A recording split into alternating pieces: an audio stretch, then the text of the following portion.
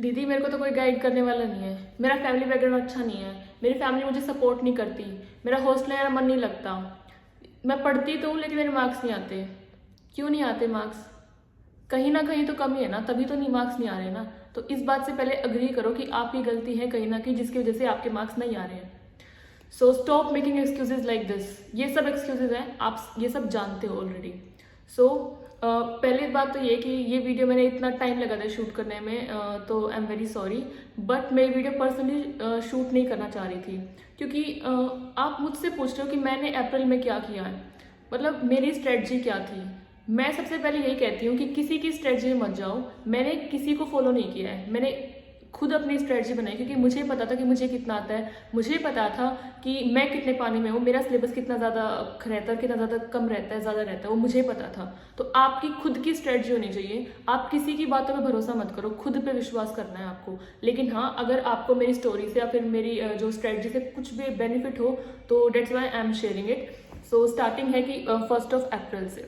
सो अप्रैल में 1 अप्रैल से हाँ कोचिंग पे मेरे हुए थे टेस्ट शुरू, मॉक टेस्ट। तो मैंने starting full syllabus test April के स्टार्टिंग से ही नहीं दिए थे तो बहुत थोड़े थोड़े दिए थे, कभी कभी एक आध बार दिए थे।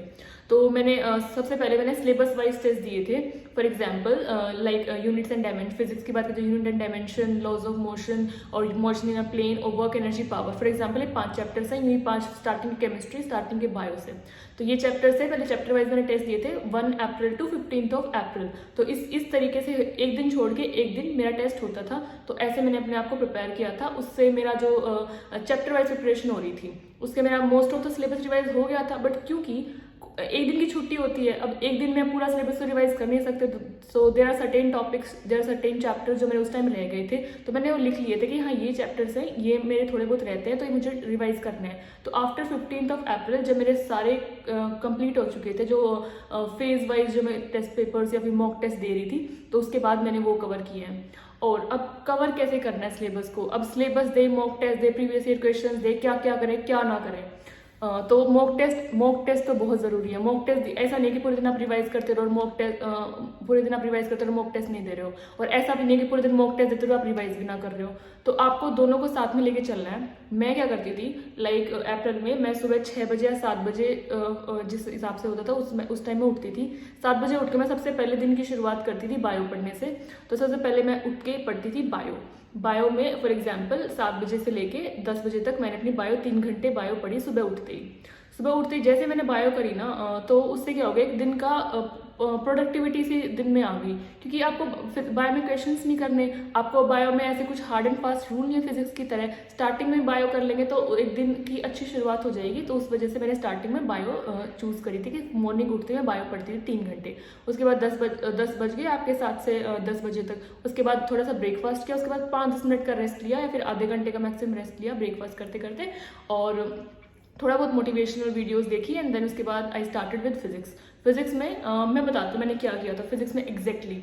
फिजिक्स में फॉर एग्जांपल मेरे नोट्स हैं, किसी एग्जांपल लॉज ऑफ मोशन, तो उसमें मैंने सारे अपने फिजिक्स के सबसे पहले नोट्स पढ़े सारे। सुबह जब मैं उठी 10 बजे, मैंने 10:30 बजे, इमेजिन करो 10:30 बजे से मैंने अपने नोट्स पढ़ना शुरू किया। नोट्स पढ़ने के बाद ऐसा नहीं है कि मैंने बहुत ज़्यादा थ्योरी पढ़ी है। नोट्स मैंने, क्योंकि हम ऑलरेडी अपने नोट्स को इतनी बार पढ़ चुके होते तो वो ज़्यादा टाइम टेकिंग नहीं होता। तो नोट्स में मैं सिर्फ फॉर्मूले पढ़ती थी कि सारे फॉर्मूले आपने रिवाइज कर लिए। उसके बाद फॉर्मूले रिवाइज करने के बाद आपको क्वेश्चंस लगाने हैं। अब क्वेश्चंस कैसे लगाने हैं, मैंने जैसे कोई भी मॉड्यूल, किसी भी कोचिंग इंस्टीट्यूट का मॉड्यूल है, फिर प्रीवियस ईयर क्वेश्चन जो आपके पास थे उस चैप्टर्स के, मैंने वो सोल्व किए थे। जो previous year questions, for example section C में प्रीवियस ईयर क्वेश्चंस होते थे, तो मैंने वो प्रीवियस सेक्शन सी लगाया, OMR शीट ली, सेक्शन सी के क्वेश्चंस किए, नोट्स पढ़े उस चैप्टर के, फिर प्रीवियस ईयर क्वेश्चन के, सिर्फ वो सेक्शन लगाया जो प्रीवियस ईयर का था। पूरा मैंने क्वेश्चन बैंक सोल्व नहीं किया था उस टाइम पे, मैंने यही किया था। फिर उसके बाद आती केमिस्ट्री। फॉर एग्जांपल मैंने पढ़ा 10:30 से लेके, और फिर उसके बाद मैं 1-2 बजे तक पढ़ती थी फिजिक्स के बाद उसके बाद लंच किया। लंच करने के बाद थोड़ा सा सोना हो तो 1 घंटा आप सो सकते हो, वरना मुझे तो उस टाइम पे गाने सुनना पसंद था तो मैं गाने सुनती थी। देन उसके बाद मैं शुरू करती थी केमिस्ट्री में भी एग्जैक्टली मैंने सेम किया फिजिकल केमिस्ट्री के लिए। लाइक पहले नोट्स पढ़े, उसके बाद प्रीवियस ईयर क्वेश्चन लगाए, सेम फॉर इनऑर्गेनिक केमिस्ट्री। बात आती है ऑर्गेनिक केमिस्ट्री की। ऑर्गेनिक केमिस्ट्री की मोस्ट ऑफ स्टूडेंट्स की ऑर्गेनिक केमिस्ट्री इस टाइम बची होती है, और हम ऑर्गेनिक केमिस्ट्री से ऐसा लगता है कि सिर्फ वो पढ़ लेते हैं, लेकिन एग्जाम्स में सबसे ज़्यादा सिली मिस्टेक्स होती है ऑर्गेनिक केमिस्ट्री में। तो ऑर्गेनिक केमिस्ट्री क्वेश्चन तो मस्ट है, तो please organic chemistry question skip मत करना। अगर अब तक आपने नहीं किए ना, कोई नहीं, चिंता मत करो, मैंने ऑर्गेनिक केमिस्ट्री क्वेश्चन सबसे लास्ट में किए थे, तो प्लीज़ ऑर्गेनिक केमिस्ट्री क्वेश्चंस करते रहना है। ऑर्गेनिक केमिस्ट्री के प्रीवियस ईयर्स प्लीज़ लगा लो। उसके बाद और ये नहीं है कि आपका किसी दिन आप मतलब मेरी हर दिन कंसिस्टेंसी नहीं होती थी कि हर दिन मैं बता जैसे कि ये बिल्कुल फिक्स टाइम था, ये बिल्कुल फिक्स टाइम था, इस टाइम हम सब कर लेते हैं, क्योंकि अगले दिन टेस्ट भी तो होता था, तो टेस्ट के बाद टेस्ट का एनालिसिस करना, उसके बाद उसके डाउट्स लेना, और कोचिंग पे तो आपको पता ही है कि डाउट्स के लिए लंबी लाइन लगी होती थी, तो बहुत बार बहुत टाइम वेस्ट होता था, जो ऑब्वियस है सबका होता है। तो प्लीज़ उस बात से डिमोटिवेट मत हो कि हमारा इतना टाइम वेस्ट हो गया, हम रिवाइज नहीं कर पा रहे, हम इसलिए डाउट्स नहीं लेते क्योंकि हमारा बहुत टाइम वेस्ट हो जाता है कोचिंग पे। हमने मतलब मैं और मेरी फ्रेंड थी, हम जो हमारा नीट का एग्जाम था उससे 2 दिन पहले जो मॉक टेस्ट होता था, हम उनके भी डाउट्स लेके आते थे, और हम 3-3 घंटे अपने कोचिंग पे जाते थे। वहाँ पे बैठ के जब जैसे कोई और डाउट ले रहा है तो बैठ के अपना पढ़ लो ना साइड में। तो ऐसे चीज़ें करनी पड़ेंगी यार, तभी चीज़ें होंगी। ऐसे नहीं होता कि हाँ बस आपने बोल दिया कि हाँ नहीं कोई और बैठा है तो हम डाउट्स नहीं ले रहे हैं। प्लीज़ डाउट्स लो, मॉक टेस्ट के जितने भी डाउट्स हैं वो लो, क्योंकि सेम मिस्टेक अगर आपने अभी करी है तो सेम मिस्टेक आप बाद में भी करोगे। और ये होता है कि आप पूछ रहे हो कि मोस्ट इंपॉर्टेंट चैप्टर्स कौन कौन से हैं जो आपको अभी पढ़ना है। मैं बिल्कुल ऐसा सजेस्ट नहीं करूँगी कि आप मोस्ट इंपॉर्टेंट चैप्टर्स ही करो। क्यों उस गिल्ट में रह रहे हो यार, मतलब ऐसा क्यों पूछ रहे हो, सब करो ना। क्योंकि कई चैप्टर्स ऐसे होते हैं जो बहुत ज़्यादा इजी होते हैं, और जिनसे या फिर अगर डिफिकल्ट भी है तो उनसे क्या पता एग्जाम में ऐसा क्वेश्चन आ जाए जो सिर्फ आपके आधे घंटे उस चैप्टर की रीडिंग लगाने से मतलब वो क्वेश्चन सोल्व हो जाए। समझ रहे हो आप? एक मान लो किसी चैप्टर से फॉर एग्जांपल आपने EMI जो फिजिक्स का वो नहीं पढ़ा क्योंकि वो बहुत शॉर्ट चैप्टर है, आपने अब उससे 2 क्वेश्चंस आ गए, और वो क्वेश्चंस इतने इजी थे कि आप अगर उसकी एक बार रीडिंग लगा लेते, सिर्फ एक सिंपल फॉर्मूला से क्वेश्चन सोल्व हो जाता। तो वो रिस्क ले क्यों रहे हो आप, क्यों ले रहे हो वो रिस्क? सारे चैप्टर्स प्लीज सॉल्व करके जाओ। अगर आपको लगता है कि आपका सिलेबस पूरा नहीं हो पा रहा है, या फिर आपको ऐसा लग रहा है कि ये वाला चैप्टर से मुझे इसमें बहुत डिफिकल्टी फील हो रही है। फॉर एग्जाम्पल मेरे टाइम पे मैंने फ्लूइड्स जो चैप्टर था फिजिक्स का, वो चैप्टर मुझे ऐसा लगता था कि जब भी मतलब आता था ना वो टेस्ट में, तो उसमें बहुत लॉन्ग कैलकुलेशंस आती थी, तो जिसकी मैं उसको 1 मिनट में पूरा नहीं कर पाती थी। लेकिन मैंने छोड़ा नहीं वो चैप्टर, मैंने क्या किया, मैंने डिसाइड किया था कि अगर नीट में लंबा क्वेश्चन आया, जैसे इलेक्ट्रोस्टैट्स होता है तो थोड़े से लंबे क्वेश्चन आते हैं, तो कैलकुलेशन ज़्यादा होती है, तो उसका ये करो कि अगर आपको वो चीज़ फॉर्मूले पढ़ जाओ उस चैप्टर की। अगर आपको लगता है कि फॉर्मूले से सोल्व हो रहा है तो कर लो, अगर फॉर्मूले से सोल्व नहीं हो रहा तो मत करो। बट मोस्टली मेरा लक ऐसा था कि जो चैप्टर्स लाइक फ्लूइड्स का था या फिर और किसी चीज़ का था, वो सिंपल फॉर्मूले से हो रहा था उस टाइम पे। तो इमेजिन कर पा रहे हो, अगर मैं उस चैप्टर को छोड़ देती तो मेरे 10 नंबर चले जाते ना, और 1-1 नंबर से सीट रहती है, 1-1 नंबर से आपका सिलेक्शन रुक जाता है। तो प्लीज़ कोई चैप्टर ना छोड़े। हाँ कोई चैप्टर लग रहा है आपको कि आपको डिफिकल्टी आ रही है, तो प्लीज़ उस चैप्टर के सिर्फ मेन पॉइंट्स पढ़ जाओ, सिर्फ फॉर्मूले पढ़ जाओ और सिर्फ NCERT पढ़ जाओ।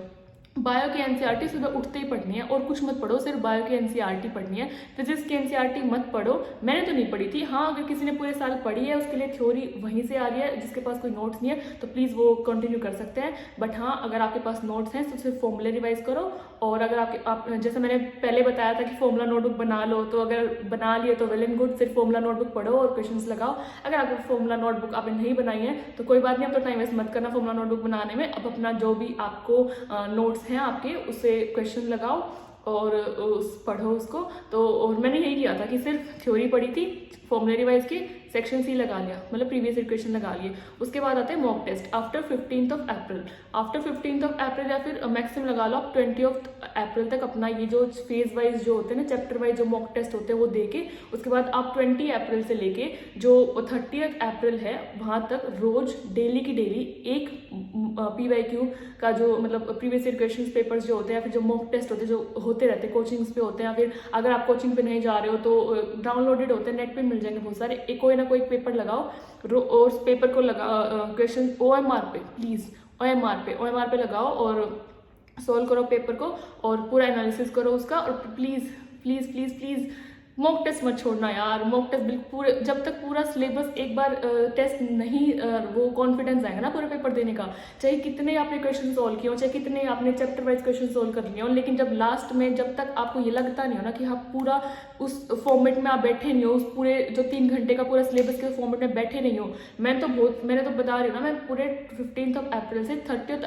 April तक मैंने पूरे 15 मॉक टेस्ट दिए थे और सबका मैंने एनालिसिस किया था। अगर मेरे साथ तो ऐसा भी हुआ था कि लाइक मैं डाउट्स लेने जा रही थी ना, तो बहुत बार ऐसा होता था कि ये क्वेश्चन समझ नहीं आ रहा, तो मतलब इतने सारे हमने डाउट्स इकट्ठे कर रहे थे कि मुझे तो वो क्वेश्चन के आंसर भी याद हो गए थे। तो लिटरली बता रही हूँ, मेरा एक क्वेश्चन ऐसा था जो कि ग्रेविटेशन से था, जो कि सिंपल उससे फॉर्मूले से नहीं हो रहा था, मतलब थोड़ा लंबा पड़ रहा था, लेकिन मुझे उसका आंसर याद था क्योंकि मैं इतना एनालिसिस करती थी अपने मॉक टेस्ट का कि मुझे आंसर तक याद होने शुरू हो गए थे। तो मैं तो सीधा उसको आंसर टिक किया था। तो मोस्ट ऑफ क्वेश्चन रिपीट होते हैं आपके मॉक टेस्ट से, डायरेक्ट क्वेश्चन भी आ जाएंगे। तो बिल्कुल गिव अप नहीं करना है कि अगले साल करेंगे। 20 दिन है ना, 20 दिन तो बहुत ज़्यादा होते हैं। 20 दिन किसी भी चीज़ के लिए आप अपने आप को ये समझो ना कि मैंने बताया था ना कि कभी भी ऐसा लगे ना कि आप कुछ नहीं कर सकते, मैं हमेशा यही करती हूँ, आंखें बंद करो, I am Sakshi Dalal, I have the power, I am the power, मैं कर सकती हूँ, आप कर सकते हो। अपना नाम लो और बोलो कि हाँ मैं कर सकती हूँ।